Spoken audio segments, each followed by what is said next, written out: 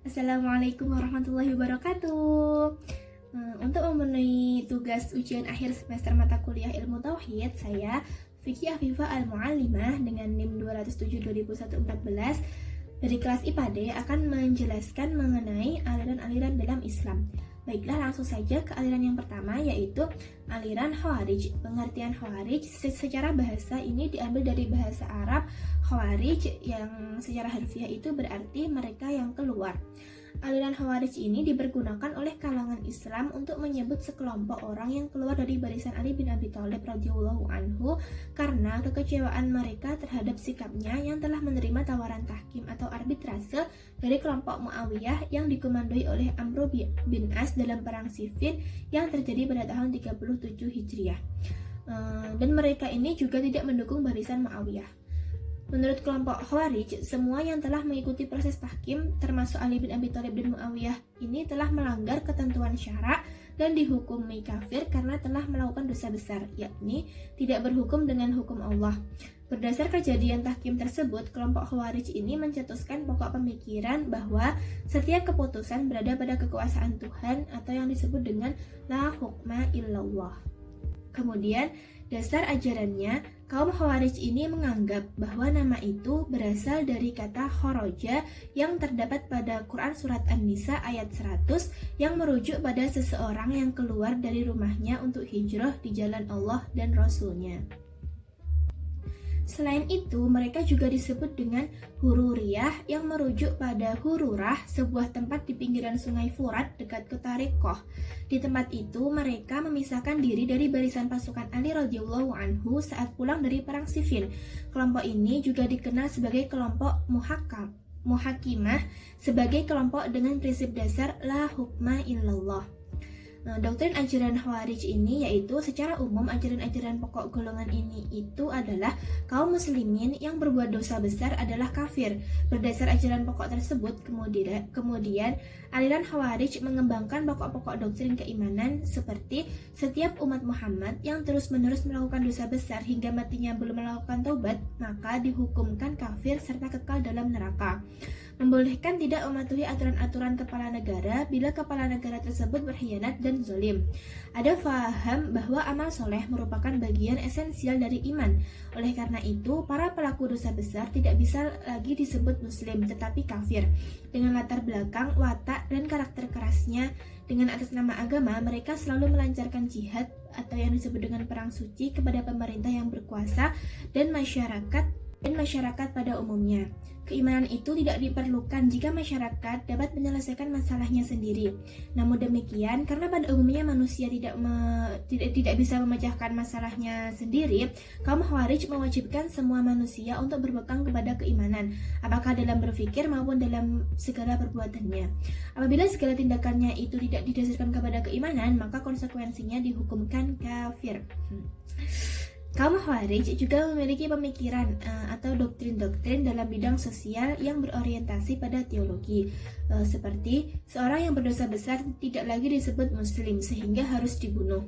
Lebih anarkis lagi, mereka menganggap seorang muslim bisa menjadi kafir apabila tidak mau membunuh muslim lain yang telah dianggap kafir dengan resiko ia menanggung beban harus dilenyapkan pula. Setiap muslim harus berhijrah dan bergabung dengan golongan mereka. Bila tidak, ia wajib diperangi karena dianggap hidup di negara musuh, sedangkan golongan mereka dianggap berada dalam negeri Islam. Kemudian masuk ke aliran yang kedua, yaitu aliran Murji'ah.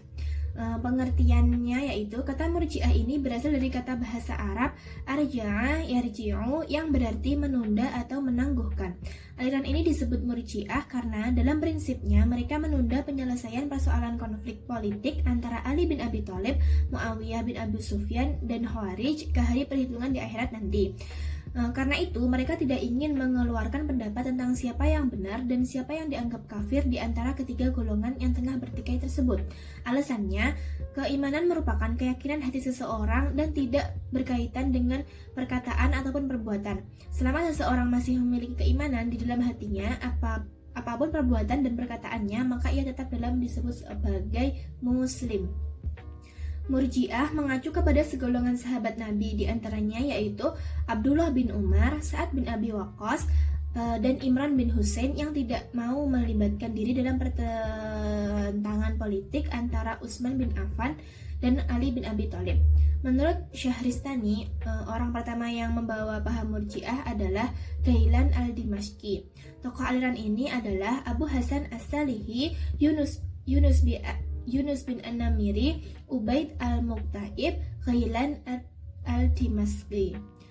Kemudian doktrin ajarannya yaitu menurut Harun Nasution menyebutkan bahwa Murji'ah ini memiliki 4 ajaran pokok, yaitu pertama, menunda hukuman atas Ali, Muawiyah, Amr bin As, dan Abu Musa al-Asy'ari yang terlibat dalam tahkim dan menyerahkannya kepada Allah di hari kiamat kelak. Kemudian yang kedua yaitu menyerahkan keputusan kepada Allah atas orang muslim yang berdosa besar. Yang ketiga, meletakkan iman dari amal. Yang keempat, memberikan pengharapan kepada muslim yang berdosa besar untuk memperoleh ampunan dan rahmat Allah. Kemudian menurut Harun al-Rasyid juga, ini aliran Murji'ah ini terbagi menjadi 2 golongan, yaitu yang pertama golongan Murji'ah moderat dan yang kedua ini Murji'ah ekstrim. Golongan Murji'ah moderat berpendapat bahwa orang yang berdosa besar itu bukanlah kafir dan tidak kekal dalam neraka, tetapi akan dihukum sesuai dengan besar kecilnya dosa yang dilakukannya. Kemudian golongan Murji'ah ekstrim yaitu pengikut Jaham ibnu Safwan berpendapat bahwa orang Islam yang percaya kepada Tuhan kemudian menyatakan kekufuran secara lisan tidaklah menjadi kafir karena iman dan kufur tempatnya dalam hati. Kemudian golongan ekstrim ini terbagi menjadi 4, yaitu yang pertama Al-Jahmiyah. Kelompok Jahmiyah ini yaitu kelompok Jaham bin Safwan dan para pengikutnya yang berpandangan bahwa orang yang percaya kepada Tuhan kemudian menyatakan kekufurannya secara lisan tidaklah menjadi kafir karena iman dan kufur itu bertempat di dalam hati, bukan pada bagian lain dalam tubuh manusia. Kemudian kelompok Islam ekstrim Murji'ah ekstrim yang kedua yaitu Salihiyah, yaitu kelompok Abu Hasan As-Salihi berpendapat bahwa iman adalah mengetahui Tuhan, sedangkan kufur tidak tahu Tuhan. Salat bukan merupakan ibadah kepada Allah, demikian pula zakat, puasa, dan haji bukanlah ibadah, melainkan sekedar menggambarkan kepatuhan. Kemudian yang ketiga yaitu Yumusiyah dan Ubaidiyah, melontarkan pernyataan bahwa melakukan maksiat atau perbuatan jahat tidaklah merusak iman seseorang. Mati dalam iman, dosa-dosa dan perbuatan jahat yang dikerjakan tidaklah merugikan orang yang bersangkutan. Dalam hal ini, Muqatil bin Sulaiman berpendapat bahwa perbuatan jahat banyak atau sedikit tidak merusak iman sebagai seorang tidak merusak iman dan menjadikannya itu musyrik. Kemudian yang keempat yaitu Hasaniyah. Jika seseorang mengatakan saya tahu Tuhan melarang makan babi, tetapi saya tidak tahu apakah babi yang diharamkan itu adalah kambing ini, maka orang tersebut tetap mukmin dan bukan kafir. Kemudian aliran yang ketiga yaitu aliran Syiah. Pengertiannya yaitu istilah Syiah ini berasal dari kata bahasa Arab Syiah. Syiah ini menurut etimologi bahasa Arab bermakna pembela dan pengikut seseorang. Selain itu juga bermakna kaum yang berkumpul di atas sesuatu perkara. Syiah adalah bentuk pendek dari kalimat bersejarah Syiah Ali yang artinya yaitu pengikut Ali. Muslim Syiah percaya bahwa keluarga Muhammad adalah sumber pengetahuan terbaik tentang Al-Quran dan Islam, guru terbaik tentang Islam setelah Nabi Muhammad dan pembawa serta penjaga terpercaya dari tradisi sunnah. Muslim Syiah juga berpendapat bahwa Ali bin Abi Thalib ini adalah penerus kekhalifahan setelah Nabi Muhammad. Muslim Syiah percaya bahwa Ali dipilih melalui perintah langsung oleh Nabi Muhammad dan perintah Nabi Muhammad ini berarti wahyu dari Allah. Perbedaan antara pengikut Ahlul Bait dan Abu Bakar menjadikan perbedaan pandangan yang tajam antara Syiah dan Sunni dalam penafsiran Al-Quran, hadis, mengenai sahabat dan hal-hal lainnya. Sebagai contoh, perawi hadis dari Muslim Syiah berpusat pada perawi dari Ahlul Bait, sementara yang lainnya seperti Abu Hurairah tidak dipergunakan. Menurut Abu Zuhrah, aliran Syiah ini mulai muncul pada akhir dari masa jabatan Utsman bin Affan, kemudian tumbuh dan berkembang pada masa pemerintahan Ali bin Abi Thalib. Sedangkan menurut Mungu Meriwet, aliran Syiah ini mulai muncul ketika berlangsungnya peperangan antara Ali bin Abi Thalib dan Muawiyah bin Abu Sufyan yang dikenal dengan Perang Siffin. Dalam peperangan ini, sebagai respon atas penerimaan Ali terhadap tahkim atau arbitrasi yang ditawarkan Muawiyah, pasukan Ali ini terpecah menjadi dua, yang satu yang mendukung Ali yang kemudian disebut dengan Syiah, dan yang satu yaitu yang keluar dari pasukan Ali yang disebut dengan Khawarij. Di antara tokoh aliran Syiah adalah Abu Dzar al-Ghifari, Miqdad bin al-Aswad, Ammar bin Yasir, dan sejumlah ulama yang menyatakan diri sebagai keluarga Nabi Muhammad. Kemudian doktrin ajaran Syiah ini yaitu Tauhid, bahwa Allah itu adalah Maha Esa, Al-Adl, bahwa Allah adalah Maha Adil, An-Nubuwah, bahwa kepercayaan Syiah meyakini keberadaan para nabi sebagai pembawa berita dan Tuhan kepada umat manusia, dari Tuhan kepada umat manusia. Ini menyatakan yaitu jumlah nabi dan rasul Allah itu ada 124.000. Nabi dan rasul terakhir ialah Nabi Muhammad. Nabi Muhammad itu suci dari segala aib dan tiada cacat apapun. Ialah nabi paling utama dari seluruh nabi yang ada. Ahlul baitnya yaitu Ali, Fatimah, Hasan, Husain, dan 9 imam dari keturunan Husain adalah manusia-manusia suci. Al-Quran ialah mukjizat kekal Nabi Muhammad SAW. Kemudian aliran yang keempat yaitu aliran Jabariyah. Pengertiannya yaitu secara bahasa Jabariyah ini berasal dari kata Jabaro yang mengandung arti memaksa atau mengharuskannya melakukan sesuatu. Menurut Harun Nasution, Jabariyah adalah paham yang menyebutkan bahwa segala perbuatan manusia itu telah ditentukan dari semula oleh qada dan qadar Allah. Maksudnya, setiap perbuatan manusia yang dikerjakan manusia tidak berdasarkan kehendak manusia, tapi diciptakan oleh Tuhan dan dengan kehendaknya. Manusia tidak mempunyai kebebasan dalam berbuat, manusia itu mengerjakan perbuatan itu dalam keadaan terpaksa atau majbur. Sejarawan Abu Zahra menuturkan bahwa paham ini muncul sejak zaman sahabat dan masa Bani Umayyah. Ketika itu para ulama membicarakan tentang masalah qadar dan kekuasaan manusia ketika berhadapan dengan kekuasaan mutlak Tuhan.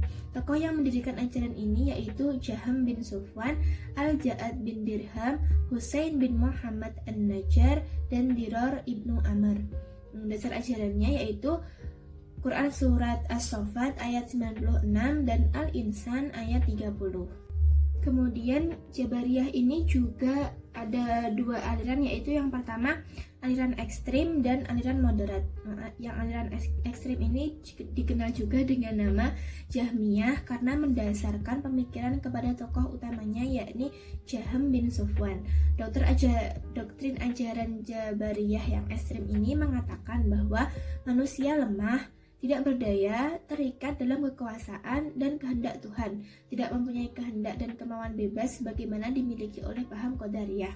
Seluruh tindakan dan perbuatan manusia itu tidak boleh lepas dari skenario dan kehendak Allah. Segala akibat baik itu yang baik atau yang buruk itu diterima oleh manusia dalam perjalanan hidupnya adalah merupakan ketentuan Allah. Di antara ajaran kelompok ini yaitu manusia itu tidak mampu untuk berbuat apa-apa, ia tidak mempunyai daya, tidak mempunyai kehendak sendiri dan tidak mempunyai pilihan. Surga dan neraka itu tidak kekal, dan yang kekal itu hanya Allah. Kalam Tuhan adalah makhluk tidak mempunyai keserupaan dengan manusia seperti berbicara, mendengar, melihat, dan Tuhan itu juga tidak dapat dilihat dengan indera mata di akhirat kelak. Kemudian aliran yang kedua yaitu Jabariyah moderat. Tokoh yang berpaham seperti ini yaitu Husain bin Muhammad An-Najjar. Ia menjadi pelopor aliran moderat yang menyatakan bahwa Tuhan itu menciptakan segala perbuatan manusia, tetapi manusia mengambil bagian atau peran dalam mewujudkan perbuatan-perbuatan itu. Menurut aliran Jabariyah moderat, Tuhan itu tidak dapat dilihat di akhirat. Kemudian aliran yang kelima yaitu aliran Qadariyah. Pengertian Qadariyah ini secara etimologi berasal dari bahasa Arab yaitu qadara yang bermakna kemampuan dan kekuatan. Adapun secara terminologi adalah suatu aliran yang percaya bahwa segala tindakan manusia itu tidak diintervensi oleh Allah. Aliran ini lebih menekankan atas kebebasan dan kekuasaan manusia dalam mewujudkan perbuatannya sendiri. Menurut Muhammad Amin, ada sebagian pakar teologi yang mengatakan bahwa Qadariyah pertama kali dimunculkan oleh Ma'bad al-Juhaini dan Ghilan ad-Dimashqi sekitar tahun 70 Hijriah. Ditinjau dari segi politik kehadiran mazhab Qadariyah sebagai isyarat menentang politik Bani Umayyah. Karena itu, kehadiran Qadariyah dalam wilayah kekuasaannya selalu mendapat tekanan. Bahkan pada zaman Abdul Malik bin Marwan, pengaruh Qadariyah dapat dikatakan lenyap, tapi hanya untuk sementara saja. Sebab dalam perkembangan selanjutnya, ajaran Qadariyah itu tertampung dalam aliran Mu'tazilah. Kemudian dasar ajarannya yaitu Al-Quran surat Ar-Ra'd ayat 11. Doktrin ajarannya menurut Dr. Ahmad Amin dalam kitabnya Fajrul Islam menyebut pokok-pokok ajaran Qadariyah ini seperti, yaitu yang pertama, orang yang berdosa besar itu bukanlah kafir dan bukanlah mukmin, tapi fasik, dan orang fasik itu masuk neraka secara kekal. Yang kedua, Allah itu tidak menciptakan amal perbuatan manusia, melainkan manusialah yang menciptakannya. Karena itulah maka manusia yang akan menerima pembalasan baik surga ataupun neraka sesuai dengan amal baik buruknya yang dilakukan di dunia. Oleh karena itu, maka Allah itu juga disebut dengan Maha Adil, disebut adil. Kaum Qadariyah ini juga mengatakan bahwa Allah itu Maha Esa atau satu, dalam arti bahwa Allah itu tidak memiliki sifat-sifat azali seperti ilmun, qudrat, hayat, sam'on, dan melihat yang bukan dengan zatnya sendiri. Menurut mereka, Allah itu mengetahui, berkuasa, hidup, dan mendengar dan melihat juga itu dengan zatnya sendiri. Kaum Qadariyah itu juga berpendapat bahwa akal manusia mampu mengetahui mana yang baik dan mana yang buruk. Walaupun Allah tidak menurunkan agama, sebab katanya segala sesuatu ada yang memiliki sifat yang menyebutkan baik atau buruk. Kemudian aliran yang keempat yaitu aliran Mu'tazilah. Pengertiannya yaitu Mu'tazilah ini berasal dari kata i'tizal yang artinya memisahkan diri. Mu'tazilah adalah salah satu aliran pemikiran dalam Islam yang banyak terpengaruh dengan filsafat barat, sehingga berkecenderungan menggunakan rasio sebagai dasar argumentasi. Latar belakang munculnya aliran Mu'tazilah adalah sebagai respon persoalan teologi yang berkembang di kalangan Khawarij dan Murji'ah akibat adanya peristiwa tahkim. Golongan ini muncul karena mereka berbeda pendapat dengan golongan Khawarij dan Murji'ah tentang pemberian status kafir kepada yang berbuat dosa besar. Pada mulanya, nama ini itu diberikan oleh orang dari luar Mu'tazilah karena pendirinya yaitu Wasil bin Anto tidak sependapat dan memisahkan diri dari gurunya Hasan al-Basri. Dalam perkembangan selanjutnya, nama ini kemudian disetujui oleh pengikut Mu'tazilah dan digunakan sebagai nama bagi aliran mereka. Tokoh aliran Mu'tazilah ini diantaranya yaitu Wasil bin Anto, Abu Husain al-Alaf, al-Nazam, dan Abu Hashim al-Jubai. Sedangkan doktrin ajaran Mu'tazilah ini yang pertama yaitu At-Tauhid atau keesaan Allah. Ini merupakan inti akidah mazhab mereka dalam membangun keyakinan tentang mustahilnya melihat Allah di akhirat nanti. Dan sifat-sifat Allah itu adalah substansi zatnya sendiri, serta Al-Quran itu merupakan makhluk. Dalam buku Ahmad Hanafi mengenai teologi Islam atau ilmu kalam ini dikutip pandangan Al-Asy'ari yang menyebutkan bahwa kaum Mu'tazilah ini menafsirkan tauhid sebagai seperti ini. Tuhan itu esa, tidak ada yang menyamainya, bukan benda, bukan orang, bukan jauhar, bukan pula arat. Tidak berlaku padanya, tidak mungkin mengambil tempat atau ruang, tidak bisa disifati dengan sifat-sifat yang ada pada makhluk yang menunjukkan tidak azaliannya, tidak dibatas, tidak melahirkan dan tidak pula dilahirkan, tidak dapat dicapai panca indera, tidak dapat dilihat mata kepala, dan tidak bisa digambarkan akal pikiran. Ia maha mengetahui, berkuasa, dan hidup, tetapi tidak seperti orang yang mengetahui, orang yang berkuasa, dan orang yang hidup. Hanya ia sendiri yang qadim, dan tidak ada lainnya yang qadim. Tidak ada yang menolongnya dalam menciptakan apa yang diciptakannya, dan tidak membuat makhluk karena contoh yang telah ada terlebih dahulu. Kemudian doktrin ajaran yang kedua yaitu al-adl atau keadilan Tuhan. Paham keadilan yang dikehendaki Mu'tazilah adalah bahwa Tuhan itu tidak menghendaki keburukan, tidak menciptakan perbuatan manusia, dan manusia itu dapat mengerjakan perintah-perintahnya dan meninggalkan larangan-larangannya dengan kudrah kekuasaan yang ditetapkan Tuhan pada diri manusia itu. Tuhan itu tidak memerintahkan sesuatu kecuali menurut apa yang dikehendakinya. Ia hanya menguasai kebaikan-kebaikan yang diperintahkannya dan tidak tahu menahu dari keburukan-keburukan yang dilarangnya. Dengan pemahaman demikian, maka tidaklah adil bagi Tuhan seandainya ia menyiksa manusia karena perbuatan dosanya, sementara perbuatan dosa itu dilakukan karena perintah Tuhan. Tuhan ini dikatakan adil jika menghukum orang yang berbuat buruk atas kemauannya sendiri. Kemudian doktrin ajaran yang ketiga yaitu al-wa'ad wa al-wa'id, atau yang artinya janji dan ancaman. Al-wa'ad wa al-wa'id ini wajib. Ini mengatakan, ini tuh begini, wajib bagi Allah untuk memenuhi janjinya al-wa'id bagi pelaku kebaikan agar dimasukkan ke dalam surga dan melaksanakannya, atau tadi al-wa'ad ya, al-wa'ad ini al-wa'id bagi pelaku dosa besar dan memasukkannya ke dalam neraka. Kemudian doktrin ajaran yang keempat yaitu al-manzilah bainal manzilatain, atau yang artinya posisi di antara posisi. Secara harfiah berarti posisi di antara dua posisi ini menurut Mu'tazilah maksudnya adalah suatu tempat antara surga dan neraka sebagai konsekuensi dari pemahaman yang mengatakan bahwa pelaku dosa besar adalah fasik, tidak dikatakan beriman dan tidak pula dikatakan kafir, dia tidak berhak dihukum mukmin dan tidak pula dihukumkan kafir. Begitu pula dihukum munafik. Karena sesungguhnya munafik itu berhak dihukumkan kafir seandainya telah diketahui kenifakannya, dan tidaklah yang demikian itu dihukumkan kepada pelaku dosa besar.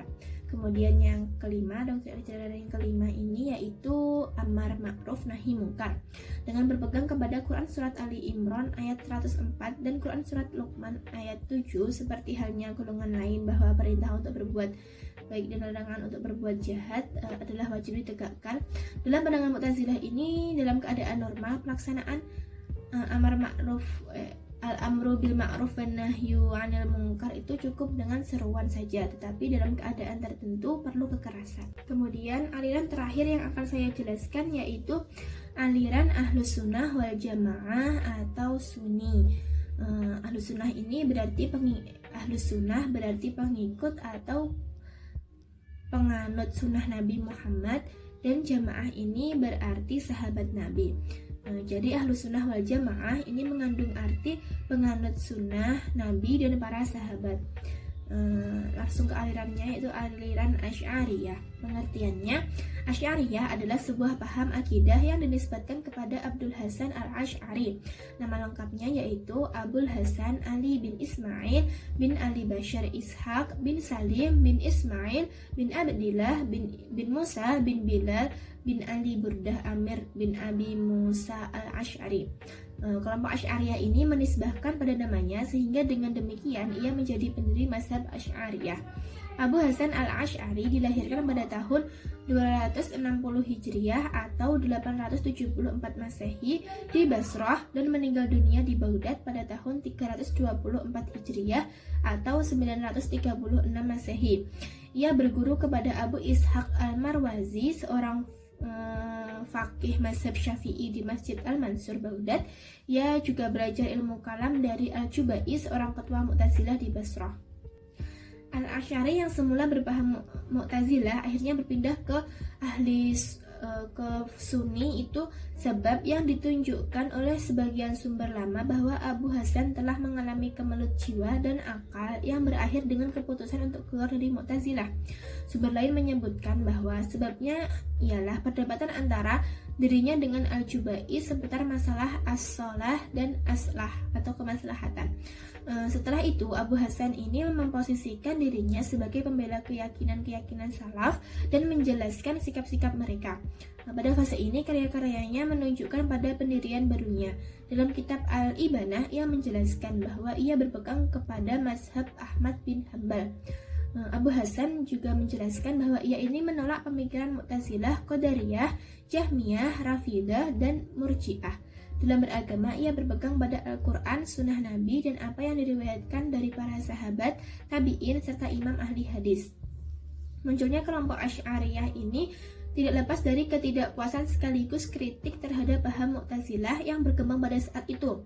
Kesalahan dasar Mu'tazilah di mata Asy'ari adalah bahwa mereka ini begitu mempertahankan